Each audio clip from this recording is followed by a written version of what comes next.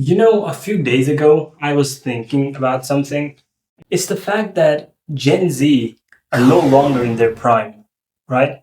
Like, we have peaked as a generation in terms of influence on the internet. Like I think it was like a few years ago when we like kind of peaked, and now it's just a downhill slope. We are no longer the primary audience of the internet. I guess we're still the primary audience, but we're not like the only like the dominating force on the internet anymore. Well, that kind of makes sense, right? Like the oldest of the Gen Zs were like born in 1996, so that's like 30 years ago. So like they're 30 years old. They're gonna have their own children by now.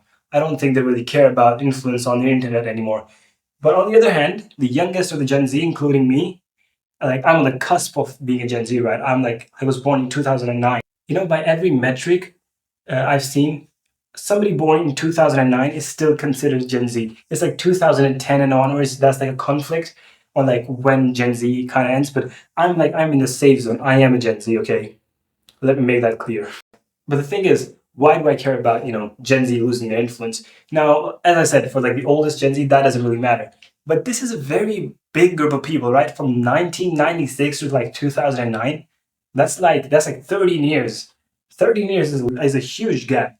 Like I don't want to talk to somebody that's 3 year old, right? A 3 year old kid can, what am I going to talk to a 13-year-old, 3 year old kid for? Like I'm not going to talk to him. And similarly, I don't think like a 29-year-old, like a 30-year-old want to talk to me. You're like, why is this kid trying to talk to me? It's like, yeah, I get it. But here's the thing, right? I think we have reached the state that we used to clown millennials on like a few years ago. Like, for example, you know how we clowned millennials for trying to stay relevant when it wasn't their time? Like, they're trying to be young and, relevant and stuff. And it just felt cringe, right?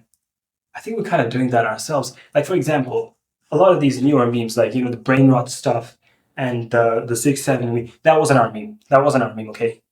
And you get that, you understand that that wasn't our meme after looking at KSI doing this shit. 6-7!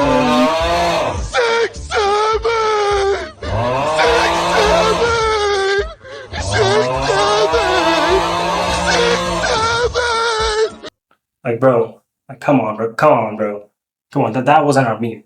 And if we try to like cling on to it, it's gonna be cringy, like how millennials used to do with us. And on the same hand, millennials used to hate on a lot of things that Gen Z did. I think we're doing the same thing. What's the average Gen Z reaction to brain rot memes? Oh, these are some disgusting memes. What are these memes? These are not even funny. Memes didn't used to be like this back in the day. They were a lot more intellectual. No, they weren't.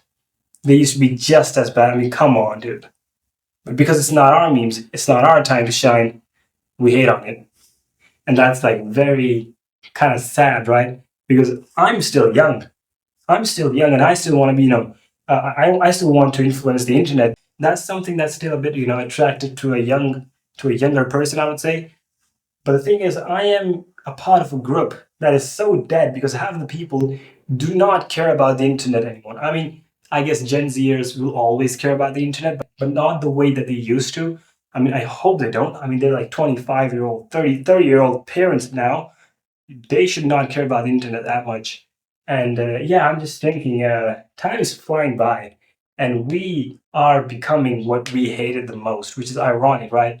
Yeah, and I'm thinking if we want to delay that transition into obscurity, we should not do what millennials did.